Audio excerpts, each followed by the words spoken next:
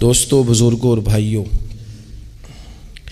ہم مسلمان ہیں۔ اللہ تبارک و تعالیٰ نے جو دین برحق ہمیں عطا فرمایا ہے، وہ دین ہماری تمام ضروریات کو پورا کرتا ہے۔ ہمیں یہ حکم دیا گیا ہے کہ ہم اللہ سے جب بھی مانگیں دنیا اور آخرت کی بھلائی مانگیں۔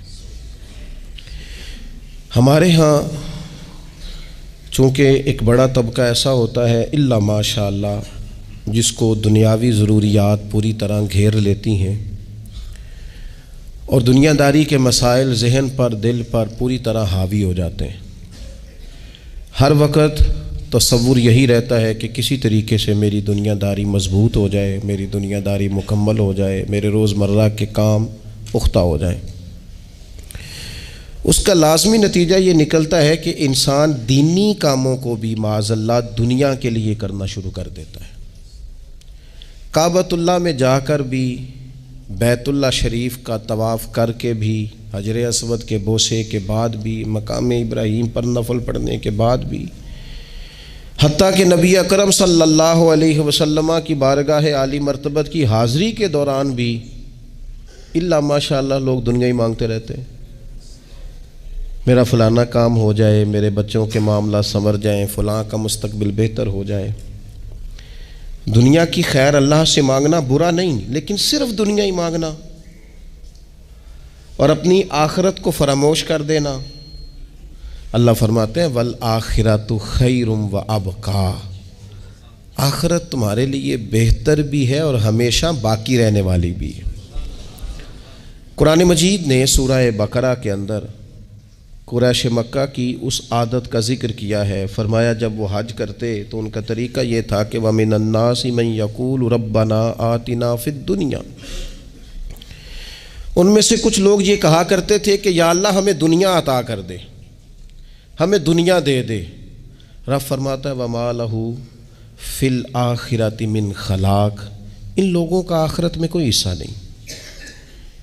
مانگی بھی ہے تو صرف دنیا، حج کر کے بھی دنیا، اللہ کے گھر جا کے بھی دنیا، شیخ کا بیعت ہو کے بھی دنیا، دینی محفل سے مراد بھی یہ، دینی اجتماعات کر کے بھی، دینی مدارس قائم کر کے بھی، خانقاہ کا، مسجد کا ماحول بنا کے بھی، اس سے بھی مطالبہ فقط دنیا کا۔ ان کفار کی اس عادت کو ذکر کر کے ہمیں سمجھایا گیا کہ جو فقط دنیا مانگتا ہے اس کا آخرت میں کوئی حصہ، اور فرمایا کچھ لوگ ایسے ہیں وَمِنْهُمْ مَنْ يَقُولُ رَبَّنَا آتِنَا فِي الدُّنْيَا حَسَنَةً، اچھا انہوں نے دنیا بھی مانگی تو صرف دنیا مانگی، حسنہ نہیں مانگی۔ اور یہاں فرمایا کچھ لوگ ایسے ہیں جو رب سے کہتے ہیں یا اللہ ہمیں دنیا میں بھی بھلائی عطا فرما، دنیا بھی دے تو حسنہ دینا، وہ دنیا دینا جو ہمارے دین کو تقویت دے، وہ دنیا دینا جو ہمارے اعمال حسنہ کو مضبوط کرے، دینی معاملات کو تقویت دے، دنیا بھی وہی عطا فرما۔ اور ساتھ کہتے ہیں وَفِي الْآخِرَةِ حَسَنَةً، یا اللہ ہمیں آخرت میں بھی بھلائی ہی عطا فرما، وَقِنَا عَذَابَ النَّارِ، اور ہمیں دوزخ کے عذاب سے بچا، اولئک لہم نصیب مما کسبوا، فرمایا ایسوں کو ان کی کمائی ہی ملے گی، جو انہوں نے کیا ہے وہ خوش نصیبی انہیں ضرور میسر آئے گی، چونکہ دنیا بھی مانگ رہے ہیں، آخرت بھی مانگ رہے ہیں۔ ہمیشہ کوئی بھی کام کریں کسی قسم کا بھی، اس میں یہ دیکھیں کہ کیا اس میں میرے لیے کوئی ذخیرہ آخرت بنے گا، کیا یہ کام میری قبر میں، حشر میں، قیامت میں میرے لیے کوئی فائدہ مند ہوگا۔ میں بڑے درد سے عرض کرتا ہوں بعض لوگ دینی کام کرتے ہیں اور ان سے جب سوالات کیے جاتے ہیں تو وہ بعض اوقات تکلیف دہ معاملہ ہو جاتا ہے کہ اس دینی کام کے پیچھے بھی وہ والا خلوص نہیں جو ایک مسلمان کا رب اور رسول کے ساتھ ہونا چاہیے، اس دینی کام کے پیچھے بھی کچھ دنیاوی مقاصد موجود ہیں۔ تو اگر بڑی پگڑی اور بڑے جبے کے پیچھے بھی ایک دنیا دار چھپا ہوا ہو، لوگوں کو تو دھوکہ دیا جا سکتا ہے، رب اور رسول کو تو نہیں نہ دیا جا سکتا۔ وہاں تو دلوں کا خلوص ہی پہنچتا ہے، وہاں تو نیتوں کا حسن ہی پہنچتا ہے۔ تو اللہ تبارک و تعالیٰ سے جب بھی سوال کیا جائے دنیا اور آخرت کی بہتری کا سوال کیا جائے۔ ایک لفظ ہے حدیث پاک میں جس کو عافیت کہتے ہیں، ترمذی شریف میں حضرت سیدنا عباس بن عبد المطلب رضی اللہ تعالیٰ عنہ، آپ کی روایت موجود ہے، فرماتے ہیں میں نبی پاک صلی اللہ تعالیٰ علیہ وسلم کی خدمت عالی مرتبت میں حاضر ہوا تو میں نے عرض کی یا رسول اللہ صلی اللہ تعالیٰ علیہ وسلم، مجھے ایسی چیز بتائیں جو میں اپنے رب سے مانگوں۔ چیز مانگنی ہوتی ہے نا، بعض اوقات موقع ملتا ہے تو کئی دفعہ انسان امتحان میں آ جاتا ہے کہ اب مجھے موقع مل گیا ہے، مجھے کہا گیا کچھ مانگ لو تو بھلا میں کیا مانگوں۔ حضرت عباس بن عبد المطلب رضی اللہ تعالیٰ عنہ نبی پاک علیہ السلام کے پیارے چچا جان ہیں، عرض گزار ہیں یا رسول اللہ صلی اللہ علیہ وسلم، مجھے بتائیے میں اپنے رب سے مانگوں تو کیا مانگوں؟ تو حضور نے فرمایا رب سے عافیت مانگو۔ کہتے میں کچھ دن رکا، کچھ دنوں کے بعد پھر حاضر بارگاہ ہوا اور عرض کی یا رسول اللہ صلی اللہ تعالیٰ علیہ وسلم، مجھے بتائیے میں اپنے مالک سے مانگوں تو کیا مانگوں؟ تو حضور نے پھر فرمایا اللہ سے مانگنا تو عافیت مانگنا۔ بزرگ فرماتے ہیں یہ عافیت کیا ہے؟ عافیت یہ ہے کہ یا اللہ ظاہری پریشانیاں، باطنی پریشانیاں، اے اللہ ظاہر کے میل کچیل بھی دور ہو جائیں، باطن کے بھی دور ہو جائیں، اے اللہ ہر معاملے میں، ہر آزمائش میں، ہر دکھ میں ہمیں تیری پناہ نصیب ہو جائے، یہ عافیت ہے۔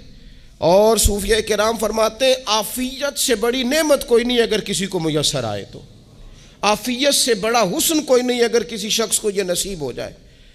اور ایک اللہ والے نے تو ایک اور بڑا خوبصورت ترجمہ یہاں کیا ہے، وہ کہتے ہیں عافیت کا مطلب ہے دل کا قرار، عافیت کا مطلب ہے باطن کا سکون، عافیت کا مطلب ہے انسان کے مزاج کا حوصلہ، ٹھنڈک، بردباری۔ جس بندے کو عافیت نصیب ہو جاتی ہے گویا اللہ اسے سکون کی دولت عطا فرما دیتا ہے، تھوڑے پیسوں میں بھی سکون، بغیر شہرت کے بھی سکون، کوئی بات مان لے تب بھی سکون، کوئی دھتکار دے پھر بھی سکون، لوگوں کی گڈ بک میں ہو پھر بھی سکون، اور اگر لوگ سارے مخالفت میں آ جائیں تو چونکہ اللہ نے عافیت دی ہے پھر بھی سکون۔ اللہ تعالیٰ نے ان لوگوں کو قرار کی دولت، اللہ سے عافیت مانگی جائے، اس میں دنیا کی بھی بھلائی شامل ہے، آخرت کی بھی بھلائی شامل۔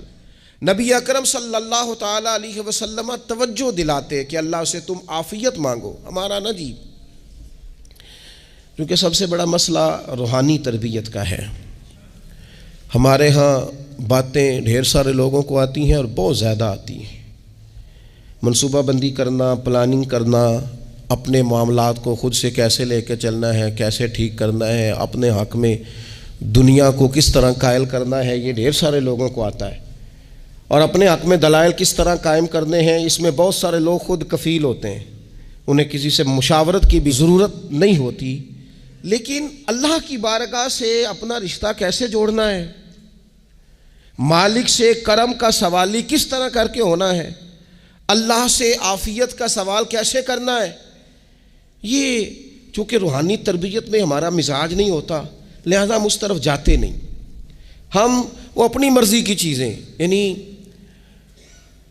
وظیفہ پوچھ کے گئے ہیں ایک صاحب، کچھ عرصے کے بعد آئے ہیں تو آ کے کہتے ہیں مولانا صاحب، پیر صاحب یا قاری صاحب یا فلاں صاحب، کسی سے بھی پوچھ کے گئے، کس چیز کو نیک آدمی جانا، پھر لوٹ کر آ کے کہتے ہیں کہ آپ نے وظیفہ بتایا تھا پر کام کوئی نہیں ہوا۔ تو میں تو صاف کہتا ہوں اور کھلے دل سے کہتا ہوں کہ بھئی وظیفہ آپ کو بتایا تھا کہ اللہ کی رحمت متوجہ ہوگی، خدا کی رحمت کو آواز دینے کے لیے وظیفہ دیا تھا، کوئی بھی وظیفہ رب کو مجبور تو نہیں نہ کر سکتا معاذ اللہ۔ اور وظائف کس لیے پڑھے جاتے ہیں کہ جلدی سے معاملات ٹھیک ہو جائیں، میرے حق میں چیزیں بہتر ہو جائیں، تو اللہ کی رضا کے لیے پڑھے جاتے ہیں۔ تو وظائف کو، عبادات کو، نوافل کو، تلاوت کو، درود پاک کو تو رضا الہی کا ذریعہ بنانا چاہیے، لیکن ہم چونکہ ایک پورا الجھاؤ رکھتے ہیں اپنی دنیا داری کے معاملات سیدھے کرنے، ایک پورا خیر رکھتے ہیں، وہ لوگ ملتے رہتے ہیں مختلف بزرگوں کی نسبت کے تعلق سے، تو بعض جگہوں پہ بعض لوگ بڑے تیز ہوتے ہیں، یعنی ان سے آپ کی ملاقات ہوتی ہے تو بندے کو محسوس ہوتا ہے کہ یار اسے تو پہلے ہی ساری باتوں کا پتہ ہے، اور کئی دفعہ ان سے ملنے کے بعد احساس ہوتا ہے کہ یار اس سے تو تھوڑا سیکھ ہی لیتے تو بہتر تھا، یہ تو بات بڑی آگے نکل گئی، سارا پتہ ہوتا ہے، باشعور ہوتے ہیں، لیکن ڈر آتا ہے اللہ سے۔ اتنا باشعور آدمی، سمجھدار، پنچایت، پریا، لوگ، دین، دنیا سارا پتہ ہے، نماز کا ٹائم آ گیا تو وہ چھپتا پھرتا ہے، اس کی طبیعت پر بوجھ بن رہا ہے معاذ اللہ اللہ کے حضور حاضر ہونا، اسے خیر کا کام کرنا پڑ رہا ہے تو وہ ادھر ادھر نکلتا جا رہا ہے۔ تو سوال یہ ہے کہ پھر یہ شعور کا کیا مطلب رکھا ہوا ہے ہم نے؟ پھر اللہ سے دعا کرنے کی ضرورت نہیں۔ وہ حضرت عارف رومی رحمۃ اللہ تعالی علیہ فرمایا کرتے تھے بعض لوگوں کو رب سارا کچھ دیتا ہے، سجدے کی توفیق نہیں دیتا۔ اس کا مطلب یہ ہے کہ وہ کہتا ہے یہ سارا کچھ لے اور نکل جا، میرے گھر نہ آنا، رکھ سارا کچھ پاس۔ رب سے عافیت مانگی جائے، اس سے اس کا فضل مانگا جائے، اس سے اس کا کرم مانگا جائے۔ اللہ کے پیارے رسول صلی اللہ تعالی علیہ وآلہ وسلم اس عافیت مانگنے پر زور دیتے، توجہ دیتے۔ میں آپ کو صحیح بتاتا ہوں، رب نے اگر کسی بندے کو عافیت میں رکھا ہو نا تو حالات کیسے بھی برے چل رہے ہوں اس کا بگاڑ کچھ نہیں سکتے۔ اور اللہ تعالیٰ معاف کرے 100 دفعہ خاکم بدہن، اگر کسی وقت اس کے کرم کی نگاہ پھر جائے تو پھر سارے اسباب سمیت بھی انسان اپنے پیروں پہ کھڑا نہیں رہ سکتا۔ اس سے جب تک طلب کرم نہیں ہوتا، طلب عافیت نہیں ہوتی، اس کی بارگاہ سے جب تک بندہ مومن پورا رجوع نہیں کرتا، یہ عافیت اتنی اعلیٰ چیز ہے کہ نبی پاک علیہ السلام نے فرمایا اذان اور اقامت کے درمیان جو وقت ہوتا ہے اس میں دعائیں رد نہیں ہوتی۔ دعا مانگا کرو گے تمہاری اللہ اپنے فضل سے قبول کر لے گا۔ عرض کی یا رسول اللہ کیا مانگے؟ تو فرمایا عافیت مانگو رب سے۔ حضرت انس بن مالک حدیث کے راوی ہیں رضی اللہ تعالیٰ عنہ، یہاں بھی فرمایا یہ عین قبولیت کا ٹائم ہے، اب اللہ سے عافیت مانگ لو، اس کی پناہ۔ ہم دعاؤں میں بھی محدود ہو جاتے ہیں۔ رب دا طالب کوئی نہ ملیا، جو ملیا طالب زردہ ہو، دعاؤں میں بھی حد بندی۔ بعض اوقات بچے بھی تربیت کرتے ہیں نا، ایک مولانا ہے ان کا خیال ہے کہ انہوں نے مجھ سے کچھ پڑھا ہے تو کبھی کبھی استاد جی کہہ دیتے ہیں، بہت پرانی بات ہے، انہوں نے مجھے فون کیا کہ اگر آپ کبھی تشریف لائیں، تو میں نے کہا پتر دعا مانگ اللہ کو چھوٹی جی گڈی دے وے۔ تو اس بچے نے میری بڑی تربیت کی، کہنے لگا استاد جی اللہ کو لو منگنی یہ تو وڈی ساری منگو، آپ نے محدود کیوں کیا کہ بھئی یہ چھوٹی سی اللہ گاڑی کیوں اللہ چھوٹی دے، رب دے تو بڑی دے اور رحمت سے دے، اللہ سے مانگنی ہے نا جی۔ ہم تربیت نہیں لیتے۔ میں نے اس کا شکریہ ادا کیا، میں نے کہا بیٹے تو نے بڑی سونی بات کی، اللہ تجھے اس کا اجر عطا کرے، اللہ تجھے برکات عطا کرے۔ اگر آپ نے سیکھنا ہے تو پھر آپ سیکھ لیں گے، اور اگر نہیں سیکھنا تو پھر یہی کہنا ہے ساری عمر لنگی بندہ کو نہیں ملیا، چونکہ مزاج نہیں ہے نا سیکھنے کا، اس لیے پھر ملا ہی کوئی نہیں، پھر ساری زندگی کو میسر ہی نہیں آیا، کسی نے نصیحت ہی نہیں کی، کوئی آنکھوں کو بھایا ہی نہیں، خود ہی بڑے سیانے تھے، خود ہی بہت بڑے تھے، اپنا قد ہی بڑا اونچا تھا، سب ٹھگنے چھوٹے اور کمزور اور بونے نظر آئے۔ عزیز بھائی، جب عافیت، ایک بزرگ تھے ہر وقت اللہ سے عافیت مانگتے تھے، ہر وقت اللہ سے عافیت مانگتے تھے، ہر وقت عافیت مانگتے تھے۔ لوگوں نے پوچھا، لوگ ان کو صالح جانتے تھے، نیک سمجھتے تھے کہ حضور آپ اور کوئی دعا مانگتے نہیں، عافیت ہی مانگتے ہیں۔ فرمانے لگے میں مانگا کرتا تھا شروع میں، بعد میں خیال آیا ہے اور بھی دعائیں مانگا کرتا تھا، یہ احساس بعد میں نصیب ہوا۔ فرماتے میں مزدوری کرتا تھا، مال برداری کرتا تھا، ایک جگہ پہ ڈیوٹی کر رہا تھا تو تھک گیا، اور وہ جو کام لینے والے لوگ تھے ان کا رویہ بھی بڑا ترش تھا، تکلیف ہوئی، تو میں نے اپنے مالک کی بارگاہ میں عرض کی مالک اگر 2 روٹی بغیر مجھے مشقت کے مل جائے دن میں تو تیری بارگاہ تو بڑی کریم ہے۔ کہتے ہو میں نے یہ دعا مانگ لی، ذرا میں تھوڑا آگے بڑھا تو 2 بندے آپس میں لڑ رہے تھے، میں ان کی صلح کرانے کے لیے، انہیں بچانے کے لیے آگے بڑھا، تو میں جس کو چھڑا رہا تھا دوسرے نے میرے اوپر ضرب لگا دی، میرا بھی سر پھٹ گیا۔ تھوڑی دیر کے بعد وہاں پولیس آ گئی، وہ تینوں کو لڑنے والا سمجھ کے اٹھا کے لے گئے، مجھے جیل ہو گئی۔ 2 روٹیاں بغیر مشقت کے روز ملنی شروع ہو گئی۔ دعا مانگی تھی نا کہ یا اللہ 2 روٹیاں مل جائے نا بغیر مشقت کے، کہتے ہیں وہ 2 روٹیاں روز ملتی، کوئی کام نہیں کرنا پڑتا تھا، پر جیل ہو گئی۔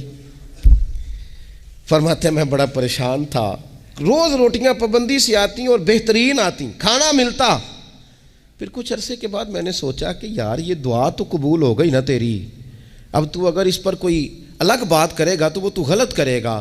کہتے پھر خود ہی میرے دل میں اللہ نے بات ڈالی اور میں نے عرض کی مالک 2 روٹیاں نہیں، مجھے تو عافیت چاہیے، مجھے تو عافیت دے، میرے اوپر تو کرم فرما، تو نظر رحمت کر، جے ایک قطرہ بخشے مینوں، ایک قطرہ بخشے مینوں تے کام بن جاندا ہی میرا، مہربانی کر عافیت عطا کر۔ فرماتے پھر خدا نے کرم کیا، کہاں سے اسباب بنے میرے جیل سے چھوٹنے کے، کون کون میرے ضمانتی بنے اللہ ہی جانتا ہے۔ فرماتے ہیں دروازے بھی کھل گئے، رزق بھی ملتا ہے، صحت بھی میسر ہے، سجدہ بھی کر لیتا ہوں، سویرے تلاوت بھی کرتا ہوں، شام کو مدینے والے کی بارگاہ میں رج کے درود و سلام بھی عرض کرتا ہوں، میں ممکن ہوتا ہے تو کسی غریب کی داد رسی بھی کرتا ہوں۔ اب سمجھ آئی ہے، ربنا آتنا فی الدنیا حسنۃ وفی الآخرۃ حسنۃ وقنا عذاب النار۔ اب سمجھ آئی ہے رب سے جب بھی مانگنا ہے عافیت ہی مانگنی ہے، اس سے کرم مانگنا۔ ہم نے محدود دعائیں رکھی ہوئی ہیں، محدود، وہ جی فلانا کام میرا ہو جائے تو بھئی وہ ایک ہو گیا، اس کے بعد پھر نئی ٹینشن بن جائے گی، نہیں میں جی بچوں کی شادی کر لوں جی پھر میں فارغ ہوں۔ آپ شادی کر کے دیکھیں، لگ پتہ جائے گا کیسے فارغ ہوتے ہیں۔ آپ یہاں رکتے کیوں ہیں؟ آپ خدا سے عافیت کیوں نہیں طلب کرتے؟ اس کی بارگاہ سے وہ کیوں نہیں مانگتے کہ جو ایک قطرہ ملے تو دنیا اور آخرت کے سارے کام ہو جائے؟ اس سے اس کی رحمت کا سوال کرے، اس سے اس کے کرم کا سوال کرے۔ اللہ کی بارگاہ میں بھی حاضر ہونا اور جچی تلی اور جناب ناپ تول کر اور محدود چیزوں کا سوال کرنا، مالک سے مانگیں، اور وہ جب دیتا ہے تو دیتا بھی بے حساب ہی ہے۔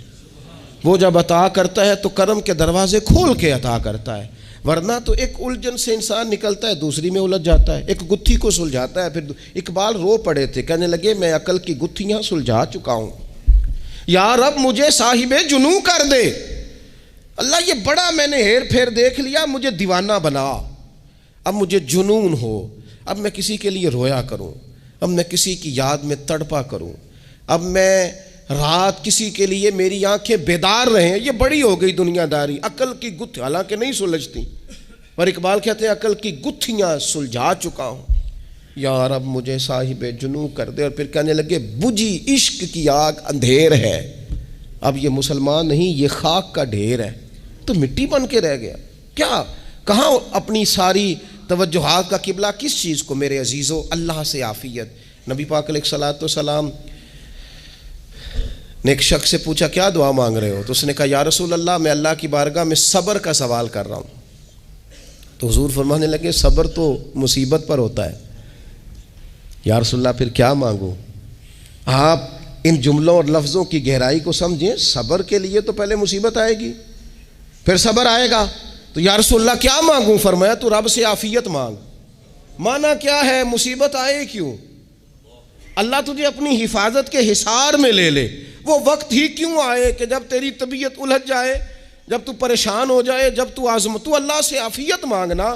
جب تو عافیت مانگے گا تو اگر کبھی مشکل آئے گی بھی نا، تو خدا پھر اپنے فضل سے مشکل سے نکلنے میں رستہ بھی بڑی جلدی عطا فرمائے گا اور تیرے اوپر فضل فرمائے گا۔ اگر عافیت، یہ جو ہم نبی پاک کی امت ہے نا، تو یہ ہمارے گرد اللہ کے فضل اور اس کی رحمت کا حصار ہے، یہ حصار ہے ہمارے گرد۔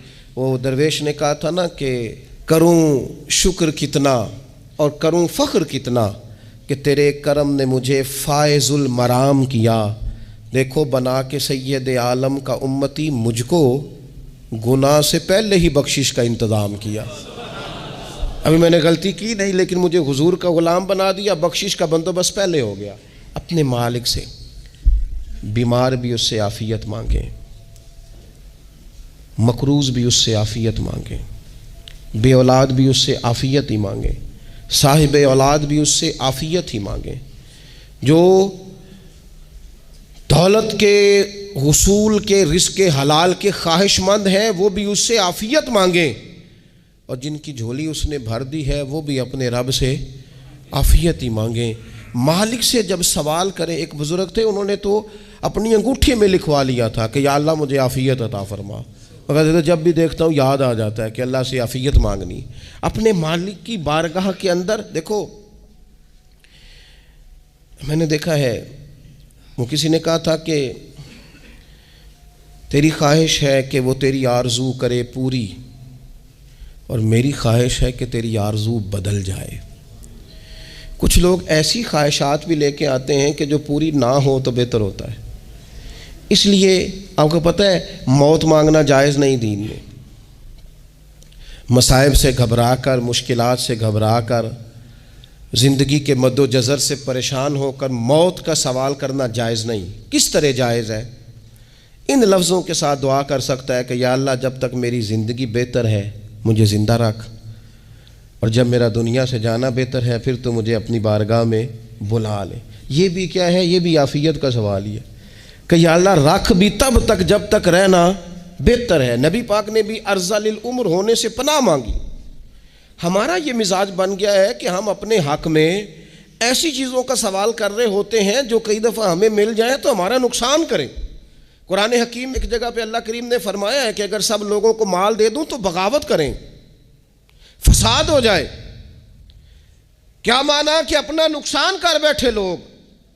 ہم اپنے مالک کی بارگاہ میں بعض ایسی چیزوں کے سوالی ہیں کہ جو ہمارے لیے ٹھیک نہیں ہے، ہمیں اس کے کرم پر چھوڑنا ہے، اس سے عافیت مانگنی. اور بعض لوگ، کیونکہ میں کہہ چکا ہوں شروع میں کہ ہماری دینی روحانی تربیت نہیں ہوتی اور ہم کہیں سے باقاعدہ اسباق لینے کے قائل ہی نہیں ہوتے، پوری تربیت کا ہمارا مزاج نہیں ہوتا، اپنی عقل اور اپنا شعور اور اپنے حساب سے ہم زندگی کو بتانا چاہتے ہیں. اور یہ جو میرا دور ہے یہ ویسے ہی الجھا ہوا زمانہ ہے، اللہ ماشاء اللہ، پتہ نہیں کوئی کیا بول رہا ہے، کوئی کیا کہہ رہا ہے، ایسے جیسے کوئی میلہ لگا ہوا ہے اور کان پڑی آواز سنائی نہیں دے رہی. جس کی دکان پر کوئی گاہک نہیں وہ بھی کہہ رہا ہے لائنیں بنا لو. ایسا الجھا ماحول ہے اور ایسی آزمائش ہے کہ لوگ بیچارے پریشان ہیں. دیکھیں جب تربیت کے ساتھ انسان آگے بڑھتا ہے نا، ہمارے پاس مقتدا ہے اللہ رسول کا کلام، ہمارا پیشوا ہے رب رسول کا فرمان. جب ہم کتاب و سنت کی روشنی میں آگے بڑھتے ہیں تو پھر ہمارے لیے منزل آسان بھی ہوتی ہے اور قریب بھی ہوتی ہے. پھر ہمارے لیے آگے کی طرف سفر کرنا، آگے بڑھ جانا یہ آسان ہوتا ہے. آپ غور کریں جو لوگ دنیا میں کامیاب رہے، بھلا کس طرح کامیاب رہے؟ وہ اس طرح کامیاب رہے کہ انہوں نے نا اپنے رب سے عافیت مانگی. اللہ تعالیٰ نے خود بخود ان کے لیے رستے بنائے. آپ تاریخ پڑھیں گے بعض لوگوں کی تو لگ نہیں رہا تھا کہ وہ اتنی کامیابی حاصل کریں گے. دیکھ لیں آپ حضرت غوث اعظم جیلانی رضی اللہ تعالیٰ عنہ بغداد شریف تشریف لاتے ہیں تو ان کی کیفیت یہ ہے کہ پتے کھا کے گزارا کرنا پڑتا ہے. یعنی پیچھے کوئی ایسا بیک گراؤنڈ کسی کا بنایا ہوا ادارہ، کوئی بڑی خانقاہ، کوئی بڑے لمبے چوڑے والد صاحب کے مریدین، کوئی بڑا لمبا سلسلہ نہیں مل رہا. ان کو بظاہر پتے کھا کے گزارا کرنا پڑتا ہے، لیکن چونکہ وہ نکلے ہیں اللہ کی مدد کے ساتھ، انہیں اللہ نے تائید دی ہے، فضل فرمایا ہے، تو نتیجہ یہ نکلا ہے کہ 70 ہزار بندہ ایک ایک وقت میں تربیت لینے کے لیے ان کے سامنے موجود ہے. یہ اللہ نے اسباب بنائے ہیں، کیونکہ جب رب عافیت عطا کرتا ہے تو پھر اللہ اسباب بھی پیدا فرماتا ہے. ہمارا ذہن تو تھک جاتا ہے سیاست کرتے کرتے. ہم تو جناب پوری ترتیب سے ہمیں سلیقہ آتا ہے کس طرح کر کے کس بندے کو کیسے قائل کرنا ہے. پورے طور پر ہم وہ ساری زندگی سیاست کرتے رہتے ہیں. وہ خاندانوں میں بھی چلتی ہے، گلی محلے میں بھی چلتی ہے، دوستوں میں بھی چلتی ہے، اور بعد میں پتہ چلتا ہے کہ یہ پتے کھیل کون رہا تھا، اصل میں صلح کرانے والا تھا کہ لڑائی کرانے والا تھا. یہ سب کا خیر خواہ تھا، یہ سب کی ذہن کے اندر فطور کی آمیزش ہی اس شخص کی وجہ سے تھی. ہم چونکہ وہ خاص عافیت اللہ سے نہیں مانگتے، ہماری مخصوص سیاست ہوتی ہے سبھی کو راضی رکھو. اس کا نتیجہ یہ نکلتا ہے کہ ایک ٹائم آتا ہے کوئی بھی راضی نہیں رہتا. ہم اگر اپنے مالک کی طرف رجحان کریں اور اللہ نے جو ہمیں شعور دیا ہے اس شعور کو لے کر اللہ کی بارگاہ کی طرف بڑھیں. آپ یقین کریں اعلیٰ حضرت بریلوی رحمۃ اللہ علیہ کی کتابیں ہیں، ایک ایک کتاب پر پی ایچ ڈی ہو رہی ہے، اور انہوں نے 150 سال پہلے بیٹھ کر جو کچھ لکھا تھا بھائی نہیں لفظ بلفظ اس کی ضرورت آج محسوس ہو رہی ہے اور آنے والے وقت میں بڑھ رہی ہے. لیکن ان کے پاس کوئی ٹیم نہیں تھی، 50 لوگ نہیں تھے جو ان کے پاس بیٹھ کے لکھواتے، اپنا پریس نہیں تھا، ایسے لوگ نہیں تھے کہ جن کو پتہ ہوتا کہ کتاب ہم کل چھاپیں گے اور اتنے فیصد یہ مارکیٹ میں نکل بھی جائے گی. ایسا کچھ نہیں تھا. کیا تھا؟ اللہ کی مدد ساتھ تھی، تائید ایزوی ساتھ تھی، اللہ نے اپنی عافیت میں رکھا تھا. وہ قرآن مجید کی آیت کا ترجمہ کرتے ہیں نا اعلیٰ حضرت اہدنا الصراط المستقیم، یا اللہ ہمیں سیدھی راہ پہ چلا. بہت سارے مفسرین نے کہا اے اللہ ہمیں سیدھا راستہ دکھا، فرماتے ہیں اے اللہ ہمیں سیدھی راہ پر چلا۔ تو کسی نے کہا حضور یہ چلا اور دکھا میں کیا فرق ہے؟ فرمانے لگے دکھانے کا مطلب یہ ہوتا ہے کہ کسی نے پوچھا میں نے گجرانوالہ جانا ہے، تو دکھانا یہ ہے کہ اسے کہا یہاں سے باہر نکلو، روڈ پہ چڑھ جاؤ، سیدھے جاؤ گے، ایک پول آئے گا اسے کراس کرنا، نیچے اترنا، وہاں سے شہر شروع ہو جائے گا۔ پھر اس نے اگر کوئی اندرونی جگہ شہر کی پوچھ لی تو اس کو کہا کہ رائٹ ہو جانا، پھر لیفٹ ہو جانا، پھر آگے کسی سے مزید۔ یہ ہے راستہ دکھانا، اور ایک ہے چلانا۔ اس نے کہا میں نے گجرانوالہ جانا ہے، تو اس نے کہا ساتھ بیٹھنا میری گاڑی پہ، جہاں تو نے جانا ہے میں چھوڑ کے آتا ہوں۔ یہ راستے پہ چلانا ہے، یہ مقام تفکر ہے، آپ اس پر غور فرمائیں گے۔ کہتے ہیں یا اللہ تو ہمیں راستہ دکھائے گا، اور دکھاتا ہے، لیکن چاروں جانب شیطان بھی تو بیٹھا ہے نا، فتنے بھی تو ہے نا، تو اگر تیری رحمت ساتھ ساتھ رہے، مانا کہ محبت کے سفر میں ہر گام پہ 100 مشکل ہے، لیکن یہ سفر آسان بھی ہے اگر ساتھ تمہارا ہو جائے۔ اگر تو ساتھ چلے تو پھر یہ سفر مشکل ہے۔ وہ ہارون رشید نا اپنے محل کی چھت پہ ٹہل رہا تھا، سب سے اوپر والے چوارے پر، نیچے سے حضرت بہلول دانا گزر رہے تھے، اوپر اس کے ساتھ سپاہی بھی تھے، گن مین بھی تھے۔ اس نے کہا یہ بابا تو ذرا اوپر اٹھاؤ۔ انہوں نے ایک ڈولی، ایک ٹوکری سمجھ لیں، اس کو رسیاں باندھ کے نیچے پھینکا۔ نیچے جو سپاہی تھے ان کو کہا کہ یہ بابا جی کو پکڑ کے اس میں بٹھاؤ۔ انہوں نے جبرن تھاما بابا جی کو، اس میں ڈالا، اوپر والوں نے کھینچ لیا۔ 2-3 منٹ لگے۔ ہارون رشید کے سامنے حضرت بہلول دانا پہنچ گئے تو تھوڑے ناراض بھی ہوئے کہ یہ کوئی طریقہ تو نہیں نا بلانے کا۔ ملاقات ہوئی تو کہا کیوں بلایا؟ کہنے لگا ایک مسئلہ پوچھنا تھا۔ فرمانے لگے بادشاہ ہے نا، تیرے مسئلے پوچھنے کا بھی اپنا ہی انداز ہے، پوچھ مسئلہ۔ کہنے لگا بابا پوچھنا تھا کہ آپ اللہ تک کیسے پہنچے؟ حضرت بہلول دانا چپ کر گئے۔ 2-4 منٹ کے بعد کہنے لگے جس طرح ابھی زمین سے تیرے تک نہیں پہنچا، بالکل اسی طرح ہی پہنچ گیا ہوں رب کریم کی بارگاہ تک، اور وہ بھی جو اس نے کرم فرمایا ہے، ورنہ میں تو نہیں سمجھتا کہ میں پہنچ گیا ہوں، وہ بھی اگر تیری خوش گمانی ہے۔ تو ہارون رشید کہنے لگا مجھے سمجھ نہیں آئی۔ فرمانے لگے تو بادشاہ جو ہے، اتنی جلدی کیسے سمجھ میں آئے گی تجھے بات؟ فرمانے لگے اگر میں تجھ سے ملنا چاہتا نا تو میں ایک درخواست لکھتا، پھر کسی وزیر سے سفارشی سائن کراتا، پھر وہ جمع کراتا، پھر مجھے ٹائم ملتا کہ فلاں دن فلاں تاریخ فلاں ٹائم آ جانا، پھر آ کے میں لائن میں لگتا۔ پھر بھی تو بادشاہ ہے، تیرا موڈ بنتا ملنے کا کہ نہ بنتا؟ جب میں چاہتا تو پتہ نہیں کتنا ٹائم لگ جاتا، جب تو نے چاہا ہے نا تو 1 منٹ بھی نہیں لگا۔ فرمانے لگے میں نے دعویٰ ہی نہیں کیا کہ میں جد و جہد کر کے پہنچوں گا، میں نے تو رب کی بارگاہ میں عاجزی کی ہے، پھر رب نے ہی کرم فرمایا ہے، اسی نے مہربانی کی ہے۔ مانا کہ محبت کے سفر میں ہر گام پہ 100 مشکل ہے، لیکن یہ سفر آسان بھی ہے اگر ساتھ تمہارا ہو جائے۔ اس کے کرم کا ساتھ رہا ہے، اس سے عافیت مانگی ہے، اپنے آپ کو اس کے سپرد کیا ہے تو اس نے کرم کر دیا۔ جب تک یہ مزاج نہیں ہم بناتے کہ مالک سے عافیت کا سوال کریں، اپنے آپ کو اپنے رب کے حوالے کر دیں، اس کی رحمتوں کے سپرد کر دیں، اتنی دیر تک زندگی میں ٹھہراؤ نہیں آتا، قرار نہیں آتا۔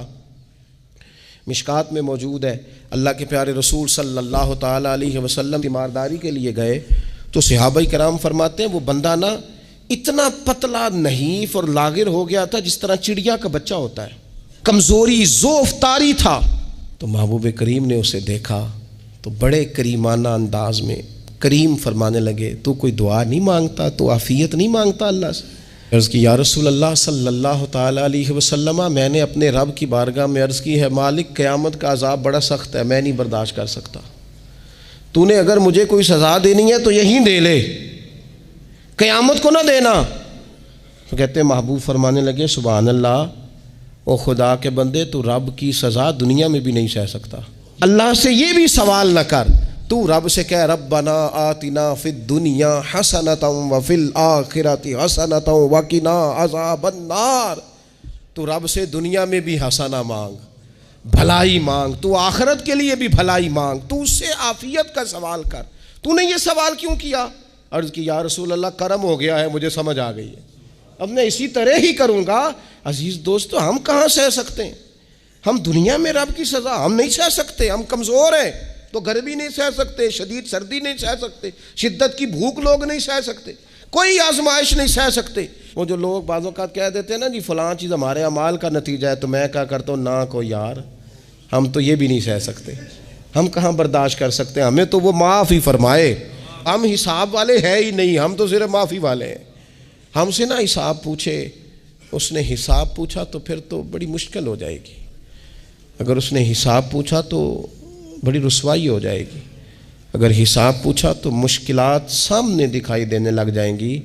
ہم سے تو وہ درگزر والا معاملہ کرے، ہم سے تو وہ کہے جا میں نے محبوب کے صدقے تجھے معاف کیا، جا تیرے لیے رحمت اور بخشش والا فیصلہ کیا۔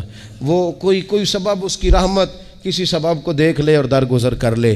تو آج کی پوری گفتگو میں آج آپ کو بڑی ذمہ داری سے یہ گزارش کر رہا ہوں، اللہ سے عافیت مانگے، ہر وقت عافیت مانگے۔ میری سالوں سے روٹین ہے، میں دعا مانگتا ہوں، اللہم انا نسألک العفو والعافیت فی الدین والدنیا والآخرہ۔ اور یہ خاموش تبلیغ ہوتی رہی، میں مانگتا رہا، کئی بچوں کو ویسے یاد ہو گئی، اس کو یاد کر لیں، اللہ سے عافیت مانگے، دین میں، دنیا میں، آخرت میں، اس کو اپنا مزاج بنائیں۔ اللہ تبارک و تعالی ہم سب کو عافیت نصیب فرمائے۔ آخر دعوانا الحمدللہ۔ جدوں تو گی اتھرو پوجڑ نہیں، میں اکھیاں پر کے کی کردا، ایتھے لکھاں راجے پھردے نے، میں مرزا بن کے کی کردا۔